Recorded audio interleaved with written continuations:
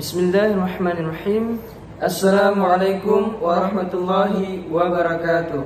Kami dari kelompok 5 akan mempresentasikan hasil kerja kelompok kami untuk memenuhi tugas final dengan dosen pembimbing Bapak Ramadan yang berjudul membandingkan komponen kurikulum nasional yang akan dipaparkan oleh Saudara Muhammad Fadli. Kepada Saudara Muhammad Fadli kami persilahkan. Baiklah, yang pertama kurikulum 2004, kurikulum berbasis kompetensi. Era reformasi telah memberikan ruang yang cukup besar bagi perumusan kebijakan pendidikan baru yang bersifat inovatif dan revolusioner.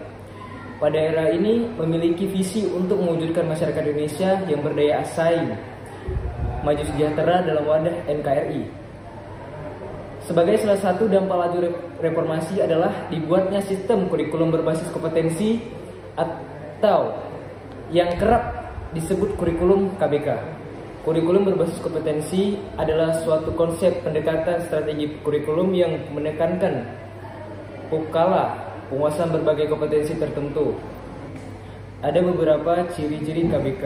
Yang pertama, menekankan pada ketercapaian kompetensi siswa baik secara individu maupun klasikal. Yang kedua, kegiatan pembelajaran menggunakan pendekatan dan metode yang bervariasi. Yang ketiga, penilaian menekankan pada proses dan hasil belajar dalam upaya penguasaan atau pencapaian suatu kompetensi. Dan yang keempat, struktur kompetensi dasar KBK ini dirinci dalam kompetensi aspek kelas dan semester. Adapun kelebihan dan kekurangan KBK. Kelebihan dari KBK yang pertama, KBK yang mengedepankan penguasaan materi hasil dan kompetensi paradigma pembelajaran versi UNESCO. Yang kedua, silabus ditentukan secara seragam. Peran serta guru dan siswa dalam proses pembelajaran silabus menjadi kewenangan guru. Yang ketiga, jumlah jam pembelajaran 40 jam per minggu, tetapi jumlah mata pembelajaran belum bisa dikurangi. Adapun kekurangan dari KBK, yang pertama, kurangnya sumber manusia yang potensial dalam menjabarkan KTSP. Dengan kata lain, masih rendahnya kualitas seorang guru. Karena dalam KTSP, seorang guru dituntut untuk lebih kreatif dalam menjalankan pendidikan. Yang kedua, kurangnya sarana dan prasarana yang dimiliki oleh sekolah. Yang ketiga, kurangnya guru berkualitas dan profesional untuk melakukan kerjasama dalam rangka meningkatkan kualitas pendidikan.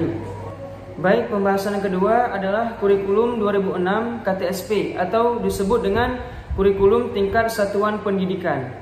Sejarah pergantian dan perubahan kurikulum tidak terlepas dari sejarah yang menaunginya. Sejarah yang melatar belakangi lahirnya kurikulum KTSP merupakan bentuk implementasi Undang-Undang Nomor 20 Tahun 2003 tentang Sistem Pendidikan Nasional. Pelaksanaan KBK masih dalam uji terbatas, namun pada awal tahun 2006 uji terbatas tersebut dihentikan dan selanjutnya dengan terbitnya Pemerintah Nomor 24 Tahun 2006 lahirnya kurikulum 2006 yang pada dasarnya kurikulum 2004. Pada kurikulum 2006, pemerintah pusat menetapkan standar kompetensi dan kompetensi dasar, sedangkan sekolah dalam hal ini guru dituntut untuk mampu mengembangkan dalam bentuk silabus dan penilaiannya sesuai dengan kondisi sekolah dan daerahnya. Ada 5 pembelajaran dalam KTSP. Yang pertama, KTSP menuntut siswa untuk mengembangkan ilmu pengetahuan. Yang kedua, KTSP berorientasi pada hasil belajar dan keberagaman. Yang ketiga, KTSP pembelajaran yang digunakan beraneka ragam. Yang keempat, sumber belajar bukan hanya guru namun bisa teman sekelasnya. Dan yang kelima, penilaian dilihat dari proses dan hasilnya pada suatu target pencapaian kompetensi. Adapun kelebihan dan kekurangan dari kurikulum 2006 KTSP.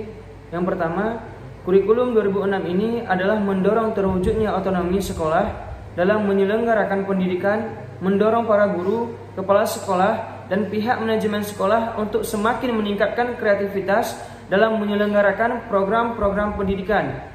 Adapun kekurangan dari kurikulum 2006 KTSP, yang pertama, isi dan pesan-pesan kurikulum masih terlalu padat.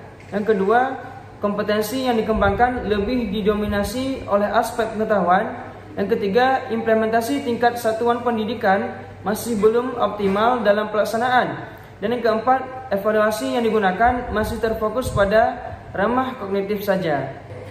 Baiklah, pembahasan yang ketiga, kurikulum 2013. Kurikulum KTSP dianggap belum sempurna dan masih banyak kekurangan. Apalagi saat ini adalah era digital yang apa-apa bisa dilakukan dengan teknologi. Maka KTSP harus segera dirubah menjadi kurikulum 2013. Pelaksanaan kurikulum 2013 adalah bagian dari melanjutkan pengembangan kurikulum berbasis kompetensi yang lebih diritis pada tahun 2004 dengan mencakup kompetensi, sikap, pengetahuan, dan keterampilan. Baiklah, pada pembahasan yang keempat, yaitu kurikulum merdeka.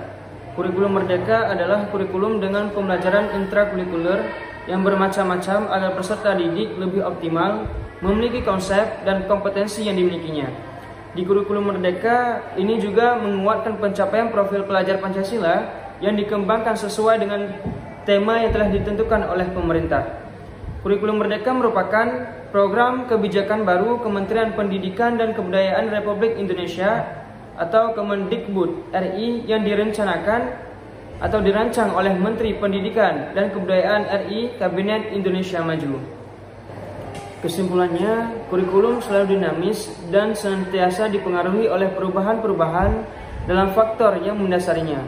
Kurikulum sebagai perangkat rencana pendidikan perlu dikembangkan secara dinamis sesuai dengan yang terjadi di masyarakat. Semua kurikulum nasional dirancang berdasarkan candasan yang sama, yaitu Pancasila dan Undang-Undang Dasar tahun 1945. Perbedaannya menekankan pada pokok dari tujuan pendidikan serta pendekatan dalam merealisasikannya. Sekian yang dapat kami presentasikan. Hadanallahu wa iyyakum ajma'in. Wassalamualaikum warahmatullahi wabarakatuh.